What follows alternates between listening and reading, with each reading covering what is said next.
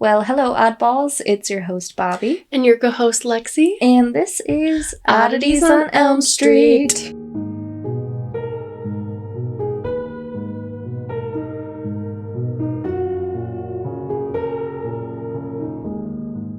Welcome back. Hello. Episode 37. 37. I sincerely apologize for skipping out on everyone last week. Lo siento. But we're back.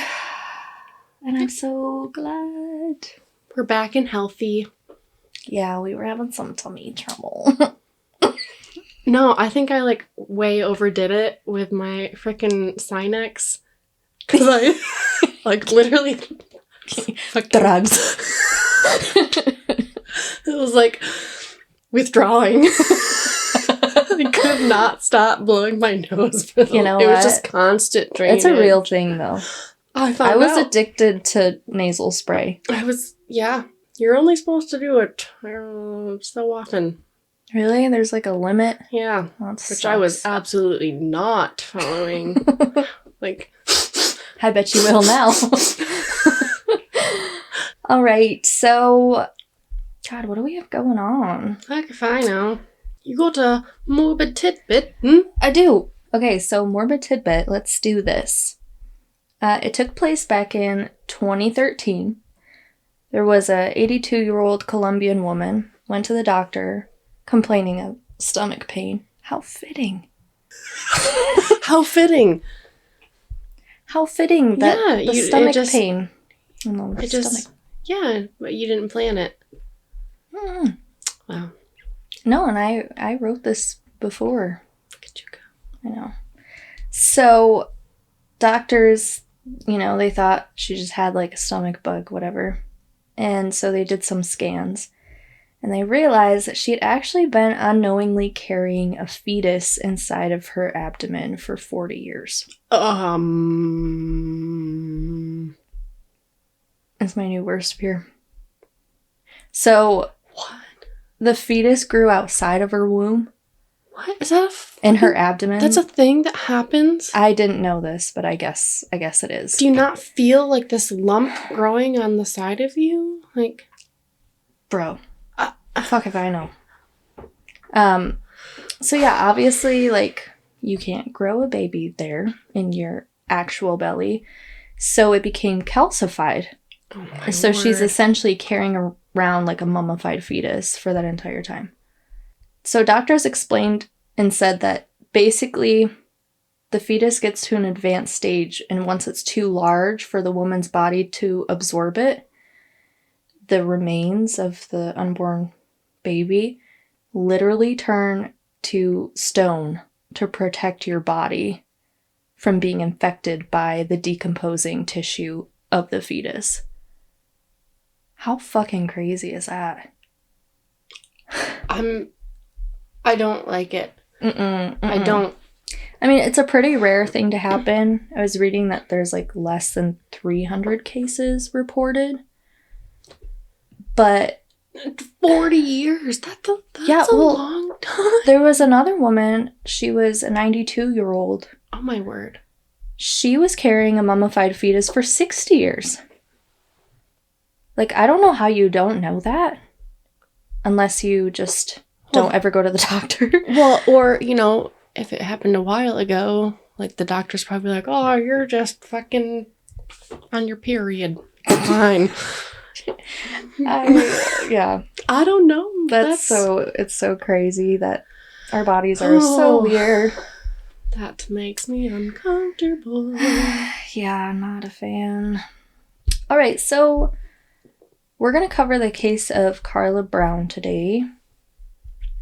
Did you get a chance to look into it? A little bit. Yeah. Yeah, I'd not heard of it before. Me neither, but I actually saw it on... I think it's new. It's a new series called Body in the Basement on Discovery Plus. And my mom was watching it, and I kind of overheard it. You're like, I was like, interesting. And so then I kind of heard some of the details from the Karla Brown case and looked into it, and I was like, oh, this would be a good one to talk about. Yeah. So we're going to talk about it. Nice.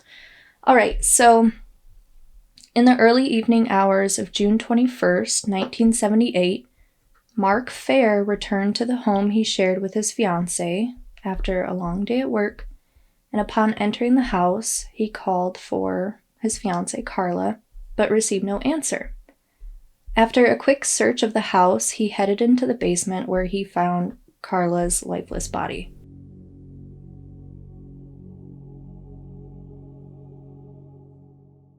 Karla Brown was a gorgeous and very popular 22-year-old girl. She was a cheerleader in high school, and at the time of her death, she was attending college at Southern Illinois University, Edwardsville, and was working as a server at the local IHOP. Love me some IHOP. Mm-hmm. Mark and Carla had been dating for about 5 years when they decided to move in together, and they bought a house in Wood River, Illinois, which is a safe residential area only about 30 minutes outside of St. Louis. So they picked out their first house together. They were in the process of moving in. Just a little bit about Mark. He was a little bit older than Carla. He had already served in the military and at this time was working as an apprentice for a construction company. The two of them were absolutely in love with each other. They planned to marry, and according to Carla's sister, she was the happiest she had ever been. On the morning of June 21st, Mark had left to go to work on a construction site, and when he returned home 6 hours later, he had his friend Tom with him to help them move some stuff into their home. When he gets up to the door and realizes that the door is unlocked, it kind of irritates him a little bit because him and Carla had had a conversation about always keeping the doors locked while he was away. So he walks into the house and he starts calling out for Carla but doesn't get a response. So him and Tom are going through the house, and Mark assumes that Carla's in the basement unpacking boxes. And when he goes downstairs, he sees the cushions on the couch. They were disheveled, and there was a trail of blood. And about 4 feet away is Carla, with her hands tied behind her back and her head dunked in a 25-gallon can of water. Mark immediately reacts. He pulls her body out of the water, and his friend Tom runs upstairs to call 911. When police arrive... Wait, so she was I guess I was confused about this when I was reading about it. Was she hanging over the side of the bucket? Yeah. Completely submerged from her belly up kind of thing? Yeah, so I would say navel, chest. Okay. Navel up. Yeah. Okay. So she's laying flat on the ground, and just that part is submerged into the water. It's a very weird thing. She's laying flat. Yeah, she's laying if she were on flat ground, she'd be laying on her belly. But the top portion of her is submerged in water. Yeah. So when police arrive, Mark is hysterical. He's very obviously upset. I mean, they were ready to settle down. They just bought a house. Yeah, they wanted to start this new life together. So the Wood River Police, after arriving, they called a crime scene technician to come in from the Illinois State Police Office. They weren't used to seeing crimes like this. It's a small, safe neighborhood. So the crime scene tech comes in and essentially is responsible for preserving the scene, taking pictures, collecting evidence. And investigators note that although they can tell from the scene that there clearly was a struggle, there was no sign of forced entry. So they're just taking a little note of that. From the condition of Carla's body, they could see that she fought back as best as she could, but just simply was overpowered. She was very small. She was 4'11" and 100 pounds. So unfortunately, she just didn't stand a chance. Right. Yeah. So around her neck, they find 2 men's socks tied in a knot. Like I mentioned before, her hands were tied behind her back with electrical wire. She was nude from the waist down, and her cause of death was ruled as strangulation. The socks were actually so tightly tied around her neck that they had to be cut off. Oh. But yeah, and then she's just dunked in this bucket of water. It's very strange. Yeah. Like, and why? So, it just doesn't... Well, they're thinking it has to be staged. That whoever killed her is trying to make it appear as if she died in a different way than she really did. But, like, why? I don't know. know. Maybe just to throw them off. Maybe it would make their job harder, they think. I don't know. It's interesting. So, obviously, because Mark is Carla's partner, he's at the top of the list at the moment. As it goes. Yeah. But, he had an airtight alibi. He was at work, had plenty of witnesses, never left anybody's sight. And the work site that he was at was about 20 miles away from the house. So then police start to interview the neighbors. Because Karla was killed in broad daylight, they're hoping that someone saw something or heard something. Mm-hmm. So Karla and Mark's neighbor, a man named Dwayne Conway, told police that he and a friend had sat outside on the porch for most of the afternoon, drinking some beer and smoking some pot. But both Dwayne and his friends said they were totally unaware that anything had happened until police got to Karla's house. Interesting. So, while police are still checking with other neighbors, they actually come across the woman who used to live in Mark and Karla's house. She was driving by with her grandson in the car, who was about 6 or 7 during this time. And I think he said he was taking him to a dentist appointment. And kind of just says, oh, let's go to our old house. Like, let's pull up there and you can see where we used to live. Mm-hmm. And so they do. And they see Karla and another man discussing something in the driveway.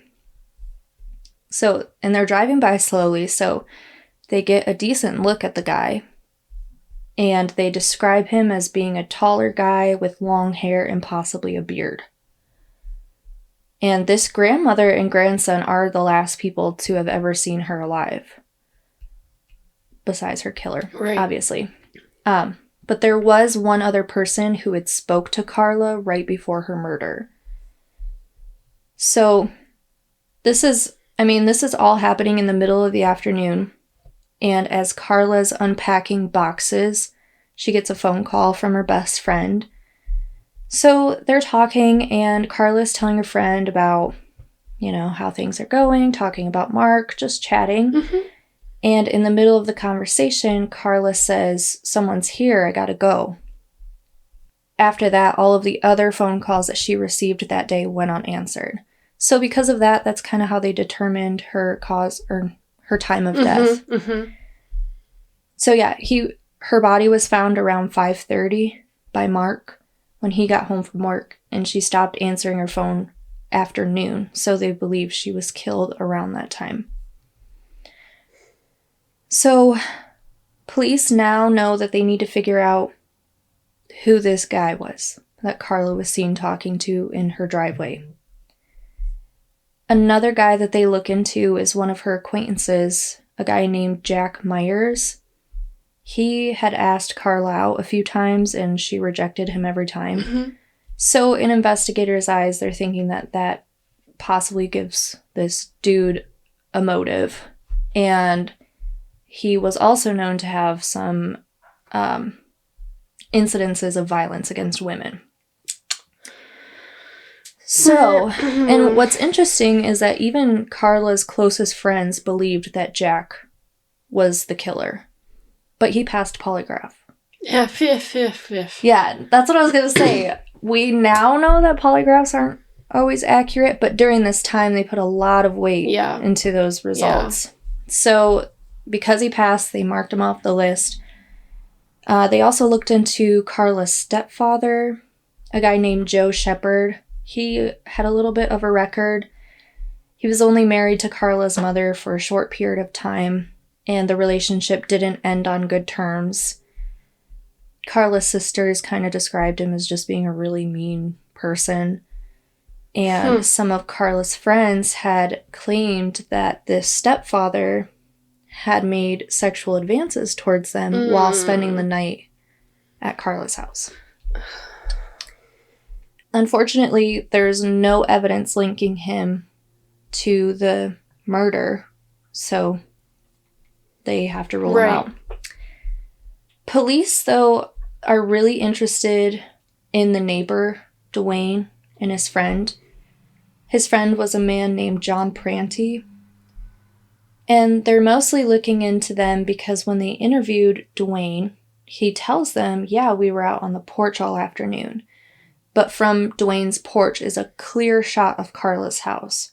So police are wondering, how is it possible that you didn't see or hear anything? Mm-hmm. So they ask both Dwayne and John to come in and take a polygraph. John Pranty passes, and again states that he knows absolutely nothing about Karla's murder. Dwayne's test comes back inconclusive. Although, during this time they did put a lot of trust in polygraph tests, they can't arrest someone solely based on the fact that they didn't pass the test with flying colors. And also, around the time of Karla's murder, there was a slew of sex crimes and break-ins in that area. So police start to think that they possibly have a serial rapist on the loose. And shortly after her death, the Wood River police chief resigned after it was discovered that he had hidden 14 cases of sexual assaults from the public.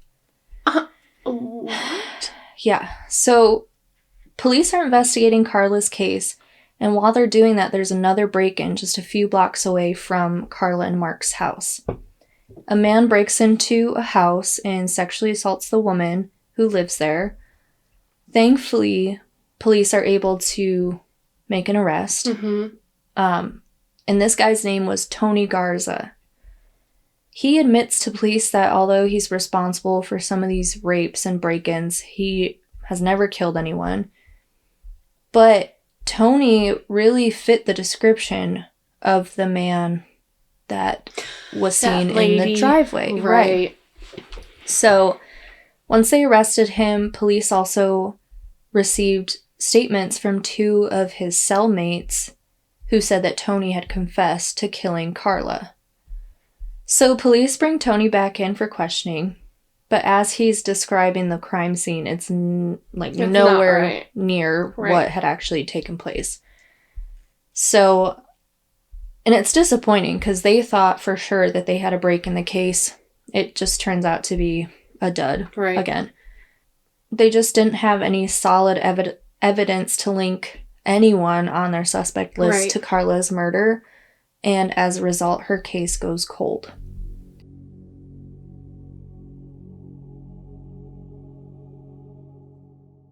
So just over 2 years after Karla's murder, a new man is elected as the new state's attorney for Madison County, which is where Wood River is located, and his name is Don Weber.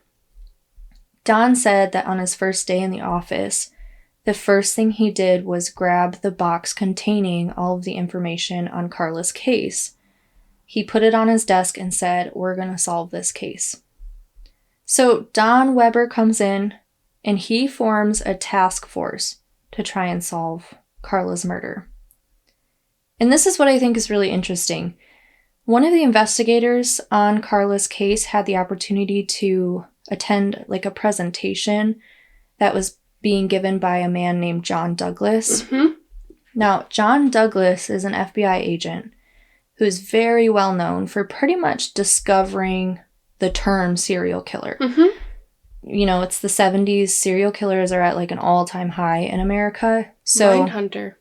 Yes, I was gonna ask if you've seen that. It's so good. It's so good. It is such a fucking good show. It really is. I'm so sad they're not coming back with season 3. So, Agent Douglas, he's pretty much responsible for developing psychological profiles for the FBI to understand the minds of serial killers. He went around the country interviewing serial killers, Ed Kemper, Ted Bundy, Charles Manson. And from this, he was compiling information that would better help them analyze evidence and crime scenes to try and figure out what kind of person could potentially commit these kinds of crimes. Mm-hmm. And yeah, in Mindhunter, it's Ed Kemper's a big one that he spends a lot of time with. Yeah. But what the fuck is his name? Holden. Mm-hmm. Holden Ford is loosely based off from Agent John Douglas. John Douglas. Yeah. Right. So, anyways, they present Karla's case to Agent Douglas. Mm-hmm. And he offers them some really incredible insight. Like, I almost think this man is psychic. He's so good at his job. It's crazy. So here's what Agent Douglas had to say. He said, whoever this person is that killed Karla, he's a white male between 25 and 30 years old. He was living or visiting within 1 or 2 houses near Karla's house. He was in the Navy. He had some sort of experience with some sort of electrical experience because, remember, her hands are tied with electrical wire. He's a loser with women. He can't handle rejection. He probably stayed around the area for about a month before leaving. And he was probably driving, like, a beat-up red or orange car. Like, most likely a Volkswagen. I don't know where he's pulling this shit from, but, like, it's crazy accurate. And it so freaks me out. Weird. It's so it's strange. So cool. It really is, but it's so strange. Like, how do you narrow it down that much? Like the color of a stinking car. Oh my god. So some more advice that Agent Douglas gave to these investigators is that they needed to get Karla's case out in the media as much as possible. Mm-hmm. He said, this killer is complacent. He thinks that he got away with it. Right. But once he sees Karla's murder back in headlines, it'll make him nervous. Mm-hmm. So much so that he'll probably call you on the phone because he's so obsessed with needing to know what's going on in the case. But when he does call, he'll disguise it by saying, I'm just a witness. I don't want to be considered a suspect. Right? So wild. Oh. So, obviously, this meeting with Agent Douglas has given them so much insight and the ability to look into Karla's case with a fresh set of eyes. Yeah.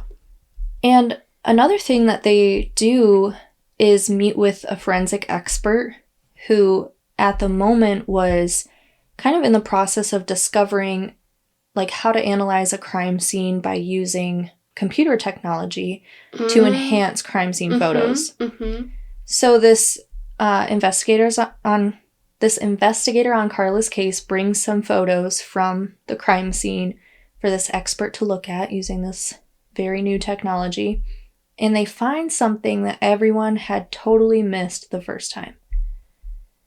The expert looking at these pictures notices bite marks on Karla's neck and collarbone that were somehow totally overlooked by police and the autopsy examiners. I don't know. Yeah, when I was reading about that too, I was like, how in the heck? Well, it almost makes me wonder because she did have very severe bruising around her neck because of the strangulation. Yeah. Interesting. But then how would you be able to see it in a stinking photo of the crime scene? Or is this like autopsy photos? It's crime scene photos, but they basically said, we need to get better pictures. And I don't know, like, if the technology that they had, like, turned the photos into negatives and kind of, like, revealed, like, interesting things you can't see. I don't know how that works, but regardless, they overlooked these bite marks, which, as all of us true crime connoisseurs know, bite marks are almost as identifiable as fingerprints. Mm-hmm. So... Ted Bundy. Mm-hmm. Mm-hmm. Mm-hmm. Agent Douglas suggested exhuming Karla's body.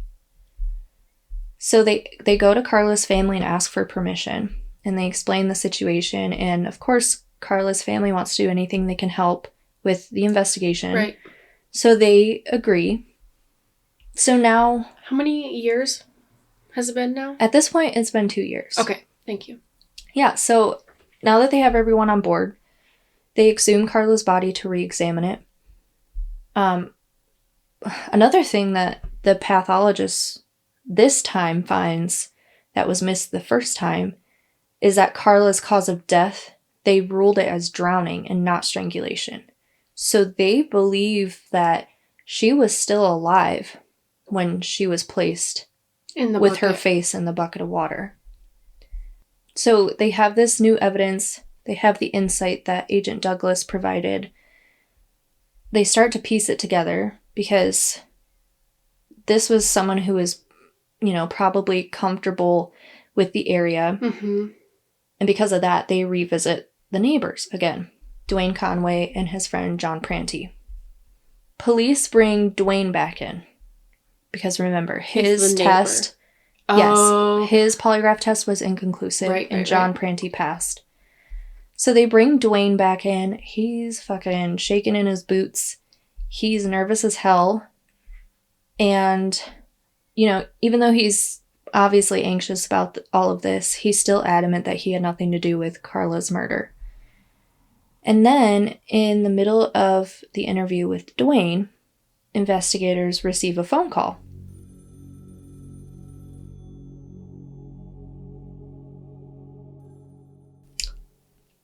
Oh, no. Mm-hmm. Mm-hmm. No. It was John Prantey. Fucking way. Hey, y'all. And I'm a witness. He says, I was a witness to this, but I don't want to be considered a suspect. How fucking crazy. Like, literally while they're in the interview with Dwayne, who they think is probably the person who did it because he's the neighbor. John Prantey's just a friend. Yeah. Yeah, they get that phone call. And then it clicks.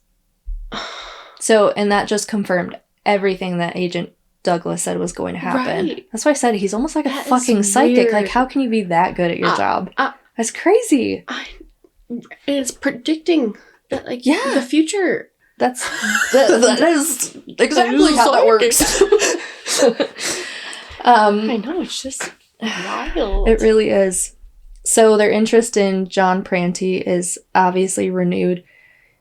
One of the things that police needed to find out first was what kind of car John was driving at the time. Mm. And amazingly, it was an old beat-up red Volkswagen. How did Agent Douglas know that? I don't fucking know. Is he still alive?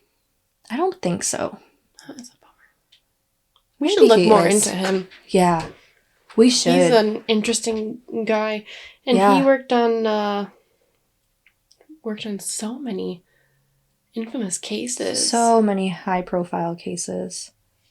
Yeah, he's a smart dude. You gotta be. He's 78. He's still kicking it? That's what 78? It sounds like. Nice. Good for you, John. He helped solve over 5,000 cases in his 48-year career. 5,000 cases? Over 5,000 cases. Oh my god. That's incredible. Nuts. We should do like a series. We should. A John series. I wonder if you can find those interviews. JD. Our man JD. Anyways. Though, yeah. Crazy. Wow. So yeah, John Prantey's driving, just the red Volkswagen very casually. And beat up? It is very beat up, yeah. And police know that with this new bite mark evidence, the way to rule out any suspect is to get an impression of their teeth. Mm-hmm. So that's what they did. They got an impression of both Dwayne and John's teeth. They sent the cast to an expert in New York, and this expert looked at the cast of John Prantey's teeth, took some measurements, compared it to the crime scene photo, and said, "This is your guy." That's crazy how they can do that. Yeah. And now police have the evidence they need to arrest John Pranti. So once he was arrested, there were some witnesses that had come forward claiming to have heard John talking about the crime. And from the stories that he was telling these people, it was clear that he knew more than he should have. Mm-hmm. Like the fact that Carla's hands were tied behind her back, that she was dunked in this bucket of water. These were details that were not publicized. So, you obviously couldn't know it unless you were at the crime scene. Some of John's friends had also talked about how he just could not accept rejection from women, which, is another thing Agent Douglas said to look out for. Right. So the theory that they have of what took place on the day of Carla's murder is that John Pranti had gone over to talk to her in the hopes of having sex with her. And this is likely when the grandmother and grandson saw the two of them speaking in the driveway. Right. Carla rejected him, and they started an argument which proceeded into the basement of Carla's house, where things got physical, and, John Pranti obviously took her life. So, like I said earlier, I don't know what his goal was with staging the crime scene. But they don't really, I haven't found an explanation for it. The only thing I can think of is that he's trying to make their job as difficult as possible. Who knows? But, Agent Douglas was pretty much spot on about everything. That's wild. Like we talked about earlier, the electrical wire. John had electrical experience. He was also in the Navy because the electrical wire was tied in a Navy knot. So that's why Agent Douglas pointed that out. Wow. So John went on trial in 1983. He was convicted of first-degree murder and sentenced to 75 years in prison. Throughout this entire thing, he continued to maintain his innocence and even made several attempts to appeal his sentence. He was eventually granted parole in December of 2019, and he was released from prison after serving less than 38 years of his 75-year sentence. Why? I have no idea, and that pisses me off. What is he doing now? I don't know what he's doing now, but he still lives in Illinois. Like, his lawyers claim that he was wrongly convicted. Do they have, a good case on it? Yeah. I don't know.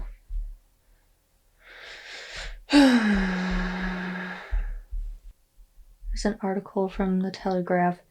Out of prison, John Pranti is still trying to clear his name in 1978 murder of Karla Brown in Wood River. Judge blocks latest try. So he is 63 right now. Well,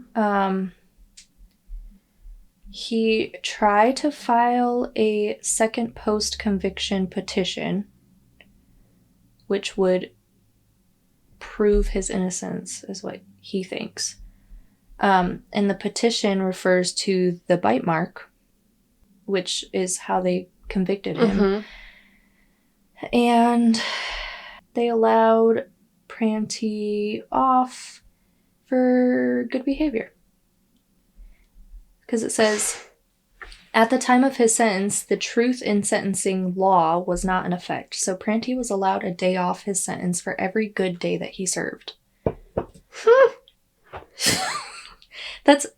You're getting almost 35 years off your sentence for every good day out of the 35 years that you've spent in prison.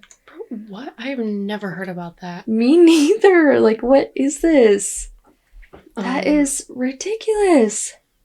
But yeah, he filed this petition and it was dismissed by the judge, thankfully. Yeah. So. He looks like a fucking creep. I know. The pictures of when it happened. Just Yeah. Yeah, they showed that on on the documentary I was watching, and it made me throw up in my mouth. He looks like a serial killer. He looks like a fucking creep. Yeah. Yeah. And obviously he was. I'm gonna kill this woman because she didn't want to fuck me. Yeah, how fucked up is that? Wow.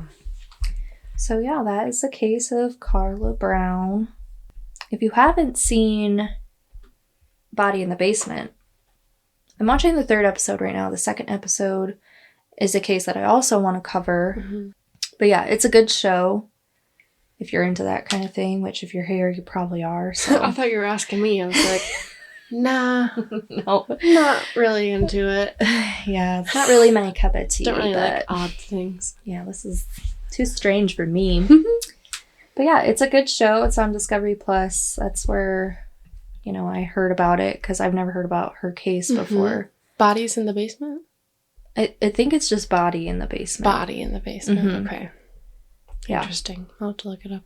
Yeah, and I thought her case was interesting just because of, the involvement that Agent Douglas had. He is a very interesting man. He is, yeah. I really want to look more into him. Mm-hmm. I bet there's a good book or something. I was going to say, I wonder if there's any books about it. Mm-hmm. It'd be interesting to find out. Yeah, we'll have to do that. Yeah, for sure. All right, friends. Thanks for being here. Remember to